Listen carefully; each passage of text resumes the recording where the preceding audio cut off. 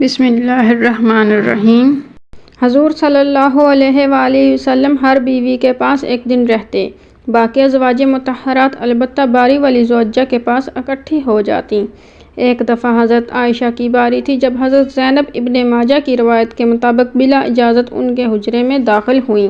آپ کو معلوم نہ تھا کہ حضرت زینب موجود ہیں۔ اندھیرے میں آپ نے ان کی طرف ہاتھ بڑھایا تھا کہ حضرت عائشہ بولی، یہ زینب ہے۔ آپ نے ہاتھ کھینچ لیا۔ اس پر ان دونوں میں تکرار ہونے لگی اور ان کی آوازیں بلند ہو گئیں۔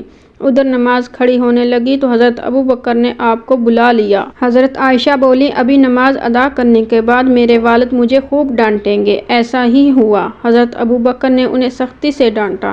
تم حضرت صلی اللہ علیہ وآلہ وسلم کے سامنے اس طرح بولتی ہو؟ ایک بار رسول اللہ صلی اللہ علیہ وآلہ وسلم حضرت عائشہ کے پاس آئے تو انہوں نے پوچھا، آج کہاں رہے؟ فرمایا، اے حمیرہ، ام سلمہ کے پاس تھا۔ کہا، ام سلمہ سے آپ کا جی نہیں بھرتا؟ مجھے بتائیں، اگر آپ ایک وادی کے دو کناروں پر اتریں، ایک سے گھاس چرا لی گئی ہو اور دوسرے کنارے پر کوئی گھاس کھانے والا نہ آیا ہو، آپ جانور کہاں چرانا چاہیں گے؟ فرمایا، وہ جس کا سبزہ چکھا نہ گیا ہو۔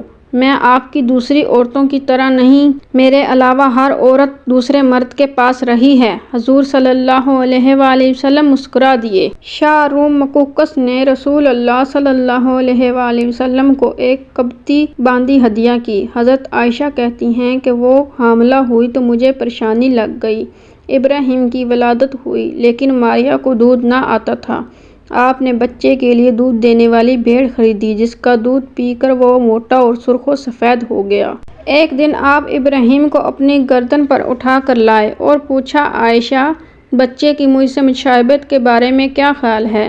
میں نے سوتاپے کی وجہ سے کہا، مجھے تو آپ سے کوئی مشابہت نظر نہیں آتی۔ فرمایا، بچے کی صحت کے بارے میں کیا کہتی ہو؟ میں نے کہا، جو بھیڑوں کا دودھ پیتا ہو وہ ایسے ہی ہو جاتا ہے۔ حضرت عائشہ فرماتی ہیں، میں ان عورتوں سے چڑھتی تھی جو اپنا آپ رسول اللہ صلی اللہ علیہ وآلہ وسلم کو ہبہ کر دیتی تھیں۔ میں کہتی تھی، بھلا کوئی عورت اپنے تئیں ہبہ کر سکتی ہے؟ جب اللہ تعالیٰ نے یہ آیت اتاری، اے نبی، اپنی بیویوں میں جس کو چاہیں الگ رکھیں اور جسے چاہیں اپنے پاس رکھیں اور جسے چاہیں الگ کرنے کے بعد واپس بلا لیں، اس میں کوئی حرج نہیں۔ تو میں نے کہا، مجھے لگتا ہے آپ کا رب آپ کی خواہش پوری کرنے میں جلدی کرتا ہے۔ ابن حجر کہتے ہیں، کئی صحابیات نے اپنی جان رسول صلی اللہ علیہ وآلہ وسلم کو بخشی مگر آپ کسی ایک کو نکاح میں نہ لائے کیونکہ یہ آپ کے منشا پر موقوف تھا، بشرط یہ کہ نبی صلی اللہ علیہ وآلہ وسلم اس کو اپنے نکاح میں لانا چاہیں۔ ابن حجر نے حضرت میمونہ رضی اللہ تعالیٰ عنہ کے واہبہ ہونے کا بھی رد کیا ہے۔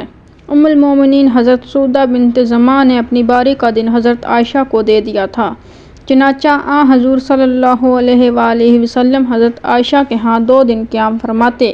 حضرت عائشہ فرماتی ہیں، سودہ کے علاوہ کوئی عورت ایسی نہیں کہ میرا اس جیسے طور طریقے اختیار کرنے کو دل چاہے مگر ان میں بھی تندی تھی۔ ایک بار حضرت صفیہ بنت حیہ اور حضرت عائشہ میں جھگڑا ہوا، دونوں نے ایک دوسرے کے باپ کو برا بھلا کہا۔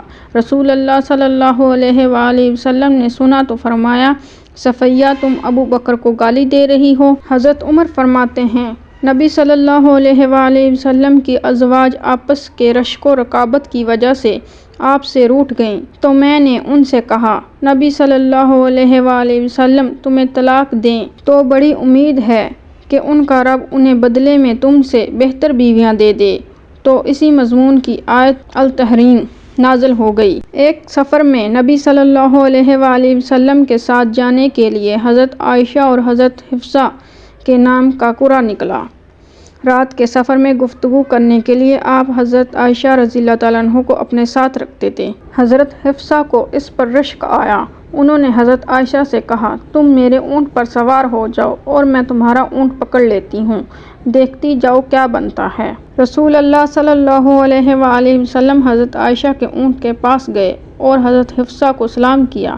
رات بھر کے سفر کے بعد پڑاؤ کا وقت آیا تو حضرت عائشہ آپ سے دور رہ گئیں۔ وہ نبی صلی اللہ علیہ وآلہ وسلم سے شکوہ تو نہ کر سکتی تھیں، اس لیے زمین پر اترتے ہی اپنے پاؤں از خرخاس میں ڈال دیے جس میں سانپ بچھوؤں کا بسیرا ہوتا ہے، اور رنج و غم کے باعث دعا کرنے لگیں، اے رب ڈسنے کے لیے مجھ پر کوئی سانپ بچھو ہی مسلط کر دے۔ نبی صلی اللہ علیہ وآلہ وسلم اپنی ایک زوجہ حضرت عائشہ کے پاس تھے۔ اتنے میں ایک دوسری بی بی حضرت زینب نے کھانے کی رکابی بھیجی۔ حضرت عائشہ نے، جس کے ہاں نبی صلی اللہ علیہ وآلہ وسلم تھے، لانے والے خادم کے ہاتھ پر ایک ضرب لگائی تو رکابی گر کر ٹوٹ گئی۔ آپ نے رکابی کے ٹکڑے اور گرا ہوا کھانا اکٹھا کیا اور فرمایا، تمہاری اماں ام المومنین کو رشک آ گیا تھا۔ خادم کو روک کر آپ نے گھر سے نئی رکابی دے کر رخصت کیا۔ حضرت عائشہ صدیقہ رضی اللہ تعالیٰ عنہ فرماتی ہیں کہ ایک رات سوتے وقت میرا جسم آپ صلی اللہ علیہ وآلہ وسلم کے جسم سے مل گیا۔ آپ صلی اللہ علیہ وآلہ وسلم نے فرمایا، عائشہ کیا تم مجھے اس رات رب کی عبادت کی اجازت دیتی ہو؟ میں نے کہا، واللہ مجھے آپ کا قرب پسند ہے، تاہم میں آپ کی خواہش کو ترجیح دیتی ہوں۔ پھر آپ صلی اللہ علیہ وآلہ وسلم نے قیام کیا اور رو رو کر قرآن پاک کی تلاوت کی حتیٰ کہ آپ کے کندھے مبارک بھیگ گئے۔ پھر آپ صلی اللہ علیہ وآلہ وسلم بیٹھ کر تلاوت کرتے رہے حتیٰ کہ آپ کے پہلو آنسوؤں سے تر ہو گئے۔ پھر لیٹ کر تلاوت کی اور روتے رہے حتیٰ کہ زمین تر ہو گئی۔ آپ صلی اللہ علیہ وآلہ وسلم کے پاس جب حضرت بلال رضی اللہ تعالیٰ عنہ آئے تو انہوں نے کہا، یا رسول اللہ صلی اللہ علیہ وآلہ وسلم، میرے والدین آپ پر قربان، کیا اللہ تعالیٰ نے آپ کے آئندہ اور گزشتہ کے گناہ معاف نہیں کر دیے؟